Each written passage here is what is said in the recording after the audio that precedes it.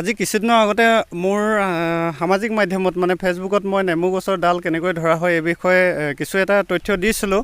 তথাপিতো একাংশ শুভাকাংক্ষীয়ে মোক পুনৰ অনুৰোধ জনাইছিলে যে নেমু কেনেকৈ ৰোপণ কৰা হয় বা কেনেকুৱা ধৰণে মানে ডাল ধৰা হয়, মাজে সময়ে আকৌ সুধি থাকে। তথাপিতো মই আজি যিহেতু এই ভাইটিহঁতৰ মানে এটা ইউটিউব চেনেল আছে, দুইজনৰ দুটা আছে, গতিকে সকলোৱে দেখিব পৰাকৈ বা চাব পৰাকৈ পুনৰ এই পদ্ধতিটোৰ বিষয়ে চমু তথ্য সহকাৰে তেনেকৈ মই হাতে কামে কৰি দেখুৱাইছোঁ। বৰ বেছি ডাঙৰ হ'লে ভাল নহয়, এনেকুৱা সদ্যহতে অকণমান বয়সস্থ বুলি ক'ব লাগিব তেনেকুৱা ডালবিলাক নিৰ্বাচন কৰিব লাগে, যিটো এই খালী ঠাই টুকুৰাতে বা এই মুক্ত অংশটোতে আমি প্ৰায় 1 ইঞ্চিমান বহলকৈ বাকলি ছটা এৰুৱাব লাগিব।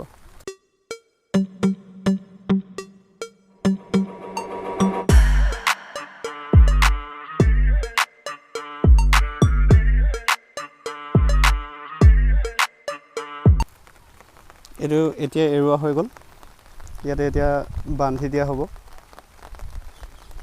আৰু এটা অপশ্যনো ৰাখিব লাগিব যাতে পিছত ডালটো ইয়াৰ পৰা বিচ্ছিন্ন কৰিবৰ কাৰণে ইয়াত সুবিধাও ৰাখিব লাগিব। তেনেকৈ যদি ইয়াতে যদি কিছুমান ডাল লগাই যদি বা এই অংশটো যদি ইয়াতে দিয়া হয়, পিছত কাটিবলৈ কিছু অসুবিধা হ'ব, গতিকে অকণমান আঁতৰাই কাটিব লাগে। এই পদ্ধতিটোৰ কাৰণে সৰু সৰুকৈ এনেকৈ কটা মৰাপাটৰ বস্তা বা কম্বলৰ টুকুৰা হ'লেও হয় বা কপাহী কাপোৰ হ'লেও হয়, কিন্তু মৰাপাটৰ বস্তাটো অকণমান ডাঠ, সেইটো কাৰণে এনেকৈ সৰু সৰুকৈ কাটি লোৱা হৈছে। তাৰপিছতে অকণমান কেঁচা গোবৰ, এটা চিম্পুল দেখুৱাইছোঁ সৰুকৈ। তাৰপিছতে আহিলে কেঁচুমাটি, যিটো আটাইতকৈ গুৰুত্বপূৰ্ণ উপাদান বুলি ক'ব লাগিব ডাল ধৰা পদ্ধতিৰ কাৰণে, যিহেতু কেঁচুমাটিত যথেষ্টখিনি মাইক্ৰ'নিউট্ৰিয়েণ্টছ থাকে বা কেঁচু সাৰত, সেই গতিকে লৈ কেঁচুমাটিখিনি লোৱা হয়, সোনকালে শিপা ওলায়। এইখিনি এতিয়া আমি যেনেকৈ পকৰি বনাওঁ নহয়, তেনেকুৱাকৈ ভালদৰে খচি ল'ব লাগিব। ইয়াতে যিহেতু গোবৰ আৰু কেঁচুমাটি আছিলে নহয়, এইখিনি আমি পকৰি বনোৱাৰ দৰে খচি লৈ এই সৰুকৈ কটা বস্তা টুকুৰাকেইটা আমি সম্পূৰ্ণ ইয়াত খচি ল'ব লাগিব, যাতে বস্তাৰ এই ছিদ্ৰবিলাকেদি এই মাটিসমূহ সোমাই যায় বা গোবৰ মাটি আৰু কেঁচুমাটি মিক্সাৰবিলাক সোমাই যায় তেনেকুৱাকৈ। এইটো এতিয়া অলৰেডি হৈ গৈছে। হৈ যোৱাৰ পিছতো ইয়াত যদি অকণমান মাটি ক'ৰবাত ছাইডত থাকে, সেই মাটিখিনি অকণমান এনেকৈ লৈ ল'ব লাগে। লোৱাৰ পিছত এই কটা অংশটোত ইয়াত মাটিখিনি অকণমান ইয়াতে লৈ এই কটা অংশটোত ইয়াত ভালদৰে ধৰিব লাগিব, কিন্তু ইয়াত অলপ জোৰকৈ ধৰিব লাগিব। এই অংশটোত অকণমান জোৰকৈ ধৰি এইফালে টানি দিয়াকৈ জোৰকৈ ধৰি অকণ নুৰিয়াই দিব লাগিব।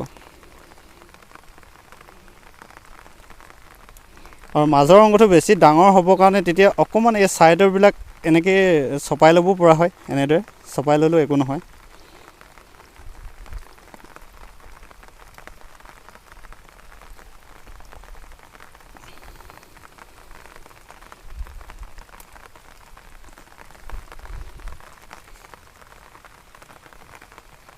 এইটো এতিয়া হৈ গ'ল। ইয়াত এতিয়া হয়তো ৰছী বান্ধিলেও হ'ব বা উঠাই নিয়া সময়টোত বা যেতিয়া বিচ্ছিন্ন কৰা হয় তেতিয়া ৰছী এডালে বান্ধি দিলেও হয়, হয়তো অকণমান হিলিলে বেয়া হৈ যায়। ৰছী শিপা ওলোৱাৰ পিছতো কেতিয়াবা অকণমান লৰি যাব পাৰে, গতিকে ইয়াত এডাল ৰছীয়ে বান্ধি দিলে সম্পূৰ্ণ নিৰ্ভয় হৈ থাকে আৰু ছেফ হৈ থাকে। প্ৰায় 45 দিনৰ পিছত যদি নিয়মিত পানী হৈ থাকে, তেতিয়াহ'লে ইয়াত কিছুমান শিপা দেখিবলৈ পোৱা হ'ব। এয়া দাদাই কাটি পিনি এতিয়া আপোনালোকক ৰুই দেখুৱাম বুলি কৈছে। এইবিলাক দেখিছে শিপা ওলাই আছে। 40-45 দিন হৈ গ'ল বুলি কৈছে এইকেইটা এনেকৈ ডাল ধৰি থোৱা। এয়া এটা কাটি আনিলে দাদাই।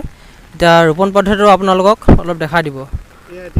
সৰু সৰুকৈ গোটেইবোৰ শিপা ওলাই আছে, চাৰিওকাষে এইফালে ওলাই আছে। এতিয়া মই ৰোপণ কৰি দেখুৱাম।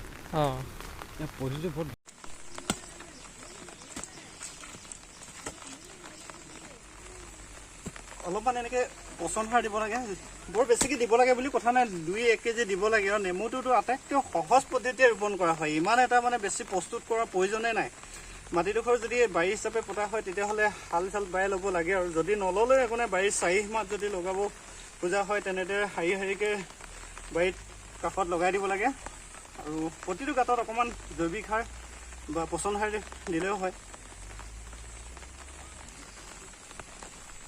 এইখিনিতে আৰু এটা কথা, বহুতে এই কাপোৰখন এৰুৱাই দিব লাগে বুলি ভাবে, কিন্তু কাপোৰখন এৰুৱাই দিব নালাগে। যিহেতু এখন কাপোৰে হয়, পচি যাব বা বস্তা টুকুৰা হয় বা মৰাপাটৰ বস্তা টুকুৰা হয়, গতিকে পচি যাব, সেইখন এৰুৱাই নিদিলেও হ'ব। আৰু এই টুকুৰা যে অকণমান মই দীঘলকৈ কাটি লওঁ, ইয়াৰ কাৰণটো এইটো কাৰণে, অকণমান পুলিটো কেতিয়াবা যিটো ওপৰৰ ফালে ডাঙৰ, গতিকে হালি যাব পাৰে, সেইকাৰণে অকণমান ইয়াত টান মাটিত অকণমান থেঁচি দিব লাগে এনেদৰে। এতিয়া যিহেতু হাৰ্ড হৈ গ'ল,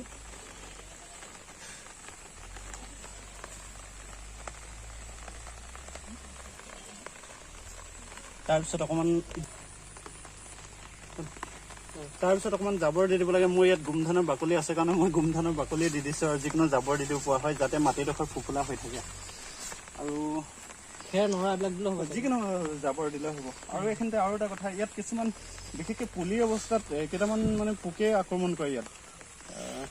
সেইটো কাৰণে মই বাৰে বাৰে কৈ আছোঁ যে ইয়াক আগতে পতংগবিলাক নিয়ন্ত্ৰণ কৰিব লাগিব। সেইটো জৈৱিক পদ্ধতিয়ে হওক বা ৰাসায়নিক পদ্ধতিয়ে হওক। ৰাসায়নিক পদ্ধতিয়ে হ'লে দৰৱ চৰব স্প্ৰে কৰিব লাগিব, কিছুমান কেমিকেল।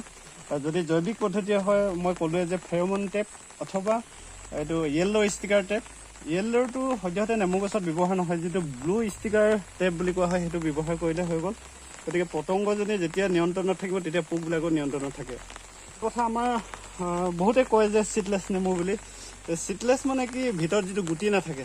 আমাৰ অসমৰ নেমুবিলাক বা উজনি অসমৰ নেমুবিলাক প্ৰায়বিলাকে এনেই মানে চিডলেছে হয়।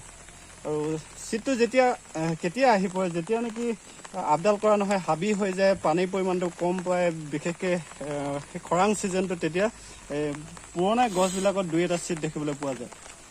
আৰু এটা কথা কয় যে 12মহীয়া নেমু বুলি। নেমু যেতিয়া ছিঙি থকা হ'ব, তেতিয়া 12মহীয়া লাগি থাকিব।